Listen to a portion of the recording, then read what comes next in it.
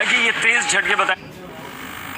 एक बड़ी खबर इस वक्त आ रही है, दिल्ली और एनसीआर में भूकंप के झटके महसूस किए जा रहे हैं। इस वक्त जब आप ये खबर देख रहे हैं, ये भूकंप के झटके लग रहे हैं। हालांकि ये तेज झटके बताए जा रहे हैं, लेकिन अभी थोड़ा सा इंतजार करना होगा कि रिक्टर स्केल पर इनकी तीव्रता क्या है। तो लगातार महसूस हो रहे हैं दिल्ली एनसीआर में भूकंप के झटके, और ये काफी तेज झटके हैं। ये भूकंप के बहुत ही तेज झटके हैं जो दिल्ली एनसीआर में इस वक्त महसूस किए जा रहे हैं। हालांकि जो घरों में है, जो बिल्डिंग्स में है, वो ये झटके महसूस कर रहे हैं, और ये काफी तेज झटके। ये तस्वीरें हम आपको दिखा रहे हैं, आज तक के दफ्तर की तस्वीरें हम आपको दिखा रहे हैं, जहां पे भूकंप के तेज झटके महसूस किए जा रहे हैं। जो टीवी हमारे लगे हुए हैं, वो टीवी हिल रहे हैं, और ये हमारा स्टाफ है, ये हमारा स्टाफ है। बहुत ही तेज भूकंप के झटके दिल्ली और एनसीआर में महसूस किए जा रहे हैं, और इतने तेज झटके हैं कि यहां अगर हम इस वक्त भी आपको बताएं तो ये झटके काफी तेज हैं। लगातार ये झटके महसूस किए जा रहे हैं, पूरी बिल्डिंग हिल रही है। और ये तस्वीर जो हम आपको दिखा रहे हैं, हमारे ऑफिस की तस्वीर है, दीवारें हिल रही हैं, जहां हम बैठे हैं वो हिल रहा है लगातार।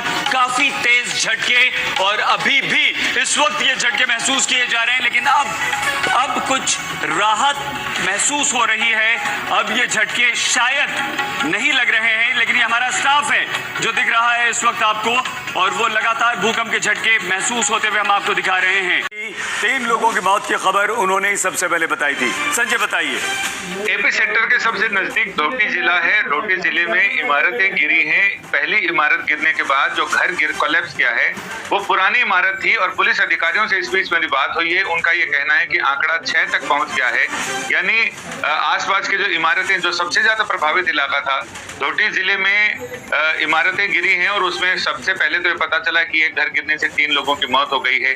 लेकिन अब पुलिस अधिकारी इस बात की पुष्टि कर रहे हैं कि 6 लोगों तक मौत का आंकड़ा पहुंच गया है। लेकिन जैसे जैसे सुबह होगी वैसे वैसे अभी पौ फटना शुरू हो गई है। नेपाल में थोड़ा जल्दी सूरज निकल जाता है, तो ऐसे में उम्मीद की जा रही है कि अभी थोड़ी देर में जो आशंका है वो धीरे धीरे सामने आ रही है। जैसा कि मैंने उस समय भी बताया था कि अभी नेपाल में कितना नुकसान हुआ है, ये बहुत जल्दबाजी होगी कहना। तो अब विजुअल भी आने शुरू हो गए हैं, आंकड़े भी बढ़ने शुरू हो गए हैं, तो ये कहां जाकर चीजें रुकेंगी। भूकंप तो 20 से 30 सेकंड के लिए आता है, लेकिन जिंदगी 20 से 30 पीढ़ियों तक, या कहें कि वर्षों तक थम जाती है, और उसके बाद शून्य से शुरू करना पड़ता है। नेपाल में पिछली बार जो भूकंप आया था, उसने नेपाल की ऐतिहासिक सांस्कृतिक धरोहर को जिस तरह का नुकसान पहुंचाया था, उसके बाद नेपाल को वहां से खाक से फिर से ऊंचा उठने में काफी वक्त लगा, काफी एनर्जी लगी, काफी धन लगा, और बहुत सारा ऐसा नुकसान हुआ जो इररिपेयरेबल, यानी उसको कभी उसकी भरपाई नहीं की जा सकती है। जो ऐतिहासिक इमारतें ध्वस्त हुई, धरहरा का टावर ध्वस्त हुआ, नया टावर जरूर बनाया गया, लेकिन जो सांस्कृतिक इमारतें थी, सदियों पहले मल्ल राजाओं ने जो वहां की ऐसी रचनाएं की थी, ऐसे निर्माण किए थे, वो सारे निर्माण ध्वस्त हो गए, जिन्हें उस कलाकारी के साथ, उस खूबसूरती के साथ, उस भावना के साथ अब शायद कभी नहीं बनाया जा सकेगा। वैसी ही स्थिति नेपाल में है। डोटी में जो जाने गई हैं, उसमें अभी मुझे लग रहा है, मुझे बहुत आशंका है, मैं बहुत डरा हुआ हूँ कि हो सकता है कि आंकड़ा बहुत आगे तक जाए, क्योंकि भूकंप की तीव्रता और वहां नेपाल का जो जनजीवन है, जो वहां की जीवन शैली है, उसको लेकर आशंका बलवती है। और ये आशंका जो थी आपकी रात में जो हम बात कर रहे थे, वो सत्य भी सिद्ध हुई है। 6 अभी तक आंकड़ा आ गया है, लेकिन यही आशंका तो अंकित हम उत्तराखंड के बारे में भी व्यक्त कर रहे थे और डर रहे थे। क्या आपको लगता है कि इस तरह की कोई खबर वहां से भी आएगी, या सब कुछ कुशल मंगल है? जी देखिए, क्योंकि नेपाल से सटा हुआ राज्य है उत्तराखंड, और पिथौरागढ़ और चंपावत जैसे क्षेत्र नेपाल से सटे हुए हैं, और पिथौरागढ़ से 90 किलोमीटर की दूरी पर ये एपिसेंटर था। तो आशंका जताई जा रही थी कि कोई बड़ा नुकसान हो सकता है वहां पर, लेकिन अभी तक कोई इस बारे में कोई खबर वहां से नहीं है, और जान माल की हानि की भी कोई खबर नहीं है। हालांकि वहाँ का अभी जैसे कि मेरी बात हो रही थी वहाँ के प्रशासन से, तो वहाँ का प्रशासन इस समय अलर्ट मोड पर है और जानकारी वहाँ पर भी जुटाई जा रही है सही कि क्या कोई बड़ी हानि हुई है, क्योंकि पिथौरागढ़ में भी दुर्गम क्षेत्र है, इंडो नेपाल बॉर्डर के पास भी वहाँ पर रिहायशी क्षेत्र काफी हैं जहाँ पर लोग रहते हैं। और पहाड़ी क्षेत्रों में जैसे संजय जी भी बता रहे थे कि क्योंकि पहाड़ी क्षेत्रों में कम्युनिकेशंस आसान नहीं होते हैं, जो दुर्गम क्षेत्र हैं वहां पे पहुंचना बहुत मुश्किल होता है और सूचना काफी देर से आती है। लेकिन क्योंकि अब सूर्योदय होने वाला है और जैसे जैसे सूर्योदय होगा वैसे वैसे सरकार भी जाग उठेगी और जो डिजास्टर रिस्पॉन्स है उसके बाद अब यहाँ से सूचनाएं आना शुरू हो जाएंगी। अगर राजधानी देहरादून की हम बात करें तो यहाँ पर जिंदगी जो है इस समय जो लाइफ है वो नॉर्मल है और रात को भूकंप के बाद यहाँ पर जिस तरह झटके महसूस किए गए थे उसके बाद लोग घर के बाहर निकले और फिर वापस थोड़ी देर के बाद अपने घरों में चले गए थे। यहाँ पर इतना ज्यादा इम्पैक्ट नहीं हुआ है। अंकित, बेपी सिंह नेपाल के पत्रकार इस समय हमारे साथ जुड़ चुके हैं। सिंह साहब बताइए, 6 की मौत की खबर हमारे पास आ रही है, नेपाल में कितना नुकसान हुआ है इस भूकंप से? जी, पुलिस से अभी अभी पता चला है कि अब तक 6 लोगों की मौत हो चुकी है।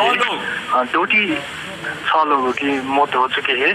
सिंह साहब एक बार फिर से आपसे समझ रहे हैं, आप 100 लोग बोल रहे हैं? 6 लोग, 6 लोग, ठीक है, प्लीज अपनी बात पूरी कीजिए। हाँ बोलिए सिंह साहब। अब तक डेथ की रिपोर्ट आई है और सुदूर पश्चिम प्रोविंस और फार वेस्ट प्रोविंस जो है नेपाल का वो विकट माना जाता है। उधर पर जो घर है वो ज्यादातर माटो और ईटा से, मिट्टी और ईटा से बना हुआ है, इसलिए भूकंप का जो असर है वो ज्यादातर वहाँ पे रहेगा। और सरकारी ऑफिशियल्स अब तक ऑन साइट पहुंचने में देरी कर रही है। वहाँ के स्थानीय अधिकारी जो हैं उन्होंने ही रेस्क्यू एंड सर्च ऑपरेशन कर रहे हैं और पुलिस सिक्योरिटी फोर्सेस भी मोबिलाइज होने की तैयारी में रहे हैं। सिंह साहब, क्या ऐसा लगता है कि ये आंकड़ा बढ़ सकता है? क्या आप बता सकते हैं कि क्या आशंका है, कितनी तबाही हो सकती है, कितना नुकसान हुआ होगा? पहले ही सन 2015 में जब नेपाल में भूकंप गया था उस वक्त ही एक्सपर्ट्स का मानना है कि सुदूर पश्चिम प्रोविंस जो थे उसके नीचे 2015 का अर्थक्वेक का पावर बैठा रहा है और वो सडन टाइम में रिलीज होता ही रहेगा। और एक्सपर्ट का मानना है कि ये वही सिलसिला का शुरुआत है। तो हम आशंका जता सकते हैं कि डेथ टोल अभी बढ़ेगा। जी, और कुछ और जानकारी मिल पाई है? 6 लोगों की मौत के अलावा कुछ बिल्डिंग्स को नुकसान पहुंचा होगा। कौन सा वो इलाका है जहां ज़्यादा तबाही हुई है सिंह साहब? नेपाल की सिस्मोलॉजिकल सेंटर के अनुसार डोटी का खपतड़ नेशनल पार्क इसका एपिसेंटर रहा है और डोटी का गैरी गांव एरिया ज्यादातर इसके प्रभाव में रहा है। अभी तक का रिपोर्ट अनुसार सरकारी ऑफिशियल्स अभी भी जानकारी जुटाने में लगे हुए हैं। जी, ये दोती जो है ये किस तरह का इलाका है, वहाँ के बारे में कुछ बताइए। वहाँ कैसे घर हैं, पहाड़ है, पठार है, प्लेन है, क्या है? डोटी बेसिकली एक पहाड़ी इलाका है। इधर ज़्यादातर फैसिलिटीज भी नहीं पहुंच चुका है। रोड का कंडीशन भी उतना ज़्यादा ठीक नहीं है और टेलीकम्युनिकेशन का भी फोन भी कभी कभार डिस्टर्ब हो जाता है। इसलिए और सुदूर पश्चिम जो है नेपाल का उधर बेसिक फैसिलिटीज भी मिलने को बहुत कठिनाई है, इसलिए यहाँ से ज़्यादातर इंफॉर्मेशन लेट ही आ जाता है। ठीक है सिंह साहब, बहुत धन्यवाद आपका। बीपी सिंह नेपाल से एक रिपोर्टर हमसे बात कर रहे थे। 6 की मौत की पुष्टि उन्होंने की है, लेकिन 2 थी जिस के बारे में बता रहे हैं वो ये कह रहे हैं कि ये